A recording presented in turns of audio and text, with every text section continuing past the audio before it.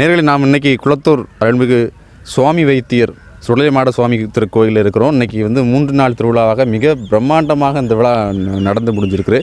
இந்த நிகழ்ச்சியில் நம்ம கன்னியாகுமரி மாவட்டத்தில் இருக்கக்கூடிய இசைக்கலைஞர்கள், நாதஸ்வர இசைக்கலைஞர்களை பொறுத்த வரைக்கும் ஒரு சில பேர் மட்டுமே ஒரு குறிப்பிட்ட ஒரு புகழோட மக்கள் மத்தியில் இன்றைக்கி வலம் வந்துக்கிட்டு இருக்கிறாங்க.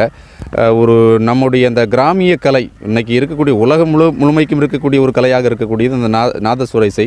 இதில் இன்றைக்கி நம்ம குமரி மாவட்டத்தில் மட்டும் இல்லாமல் தமிழகம் முழுக்கவுமே நல்ல ஒரு நாதஸ்வர இசை சக்கரவர்த்தியாக இருந்து கொண்டிருக்கக்கூடிய நம்ம எல்லாருக்குமே அறிமுகமான நாஞ்சில் ஆர்பி கண்ணன் அவர்களுடைய பேட்டியை நம்ம இன்றைக்கி பார்க்க போகிறோம்.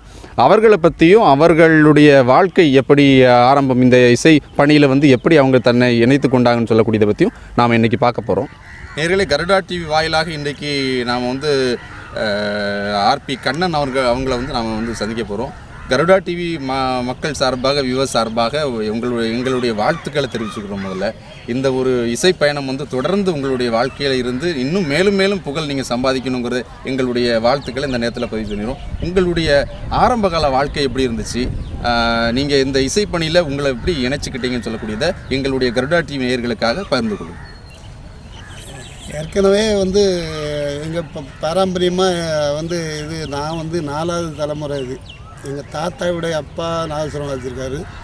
அப்புறம் எங்கள் தாத்தா ராமசாமின்னு சொல்லி அவர் இந்த வெள்ளி நாதஸ்வரம் வச்சு வாசிச்சிருக்காரு. அப்புறம் என்னுடைய குருநாதருடைய அப்பா, என்னுடைய மாமா, அவங்க தங்கநாதஸ்வரம் வச்சு வாசிச்சிருக்காங்க. எங்கள் பாரம்பரியம்.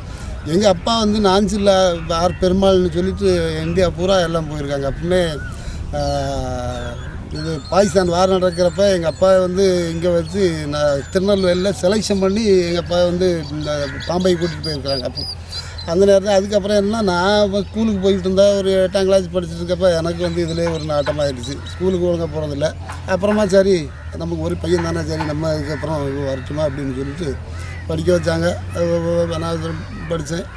அப்புறம் அப்பா சொல்லி தந்துட்டு அப்பாவுடைய குருநாதர் நாராயணசுவாமி மணிக்கட்டிப்பட்டலில் இருந்து, அவங்க குளச்சல் நாராயணசாமி இந்த மணிக்கட்டிப்பட்டலில் இருந்தாங்க. அவங்கள்ட்ட கொண்டு படிக்க வச்சாங்க. அப்புறம் அவங்க படித்து நான் அப்படியே இன்னும் நாகர்கோவிலில் நடேசிகம் பண்ண ஒரு ஆள் இருந்தார். அவர்கிட்ட படித்து நிறைவேற்ற படித்தேன். கொஞ்சம் என்ன அப்படின்னா, இந்த கொஞ்சம் கர்நாடிக்கு தெரிஞ்சு இந்த கிராமிய கலையை செய்தால் கேட்குறதுக்கு எல்லாருக்குமே கொஞ்சம் நல்லா இருக்கும். அந்த அதில் உள்ள அந்த ராக லட்சணங்கள்னு சொல்லுது, அதை கொஞ்சம் பார்த்து செய்வாங்க. எல்லாருமே அதை தெரிஞ்சவங்க கொஞ்சம் நல்லா பண்ணுவாங்க. இப்போ இருக்கிற கலைஞர்கள் எல்லாருமே நல்லா பண்ணுறாங்க, வேறு தப்பு ஒன்றுமே இல்லை. ஆனால் சில பேருக்கு கொஞ்சம் ஆர்வம் இல்லாமல் பண்ணுறாங்க. கொஞ்சம் ஆர்வம் இல்லை. அதில் இருக்க கூடுதல் குறைகளை கொஞ்சம் தெரிஞ்சுக்கிடாமல் ஏதோ எப்படியோ நமக்கு எப்படியா பணம் கிடைக்கிது, எல்லாமே நல்லா இருக்குது அப்படின்னு சொல்லிட்டு அப்படி பண்ணுறாங்க. நம்ம நல்லா பண்ணுனா இன்னும் நல்லா நம்மளை இன்னும் ரசிப்பாங்க. நல்லா பண்ணுனா அந்த கலை கொஞ்சம் அழிஞ்சு போகாமல் இருக்கும். அதை கொஞ்சம் இப்போ உள்ள இப்போ வளர்ந்து வரப்பட்ட கலைஞர்கள் ஒரு 75% அதை எதிர்பார்க்கவே இல்லை. எப்படியாவது எங்கே போனாலும் நமக்கு பணம் கிடைக்குதா, அப்புறம் வேறு என்ன. இனி பட்டங்களும் தனியாரில் உள்ள பட்டங்கள்லாம் அந்த வரமுறைகள் கலைஞர்களுடைய தரத்தை பார்த்து கொடுக்கறதுக்கு இல்லாமல் அப்படி பண்ணிகிட்ருக்காங்க. கவர்மெண்டோடு ஏதோ நான் கலைச்சுடன் முடிவு விருது வாங்கினது, கலைமாமணிக்கெல்லாம் அப்ளை பண்ணலை. நம்ம அதில் ஏன் நம்ம சரி என்ன பட்டம் ஒன்றும் இல்லை, ஏதோ நம்மளை ஏதோ உழைப்பு நடக்குது, கடவுள் நமக்கு ஏதோ கொடுத்தா போதும் அப்படின்னு சொல்லிட்டு ஏதோ நடந்துட்டுருக்கா. ஆண்டவனுடைய ஆசீர்வாதத்தோடு ஏதோ நம்ம முடிஞ்ச அளவுக்கு செய்துட்ருக்கோம். அவ்வளோதான். என் வயசு இவ்வளோ போயிட்டுருக்கு. இன்னும் வரப்பட்ட கலைஞர்கள் நல்லா கொஞ்சம் அது தெரிஞ்சு செய்தால் நல்லாயிருக்கும். கொஞ்சம் இந்த நிகழ்ச்சியில் நிறைய பேர் பேசிக்கிட்டு இருந்த விஷயம் என்னென்னா, திரைப்பட தமிழ் பாடல்களை இப்போ உதாரணத்துக்கு நானே ஃப்ரெண்டில் நின்று நான் கேட்டேன்.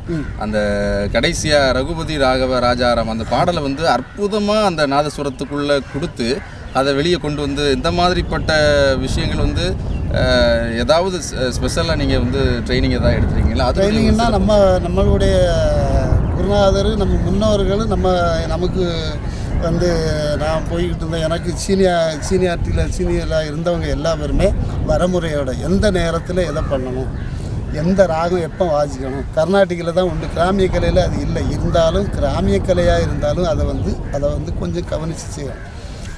காலையில் என்ன ராகம் வாசிக்கணும், மத்தியானம் என்ன வாசிக்கணும், முடிக்கும் போது என்ன ராகம் வாசிக்கணும், இப்போ கல்யாணம் தாலி கட்டும்போது என்ன வாசிக்கணும் அப்படின்னு சொல்லிட்டு ஒரு ராகங்கள் இருக்குது. இப்போ காலையில் வாசிக்கணும் பூபாலம் வாசிக்கலாம், அதுக்கு முன்னால் பந்தூராளி வாசிப்பாங்க. அப்புறமா வந்து தாலி கட்டுறப்ப வந்து நாட்டை குறிஞ்சி வாசிப்பாங்க. இதெல்லாம் எதிர்பார்ப்பாங்க. அதுபோக ரகுபதி ராகம் அதே போல் அந்த வார்த்தைகளுடைய ஒரு லட்சணங்களும் அது உண்டு. அது ரகுபதி ராகவ ராஜா ராம் அப்படின்னு சொல்லியாச்சுன்னா ராம ராம ராமான்னு சொல்லி அப்படி முடிக்கிறது. அதுதான் அதில் உள்ள இது எனக்கு தெரிஞ்ச வரைக்கும். இதுக்கு மேலே உள்ளது நிறைய இருக்குது. இப்போ இது கொஞ்சமாவது நம்ம தெரியதை நம்ம தவறில்லாத அளவுக்கு வேணும். இறைவனோட ஒரு சிந்தனையோட அதை செய்கிறது நல்லது. இப்போ உள்ள வளர்ந்து வரப்பட்ட பிள்ளைகளும் தம்பிமாரும் எல்லா பேருமே இதை வந்து கொஞ்சம் அனுசரித்து செய்தாங்கன்னா இன்னும் இந்த கலை அழிஞ்சு போகாது. இதுதான் அவங்களுடைய உங்களுடைய இசை பயணம் வந்து தொடர்ந்து நீங்கள் வந்து இன்னும் பல அவார்டுகளை வந்து தமிழக அரசு சார்பாக இந்திய அரசு சார்பாக வாங்கணும்னு சொல்லக்கூடிய ஒரு நல்ல வாழ்த்துக்களோடு இந்த கர்டா டிவி நேயர்களோடு விடைபெறுகிறோம். நன்றி நேயர்களே.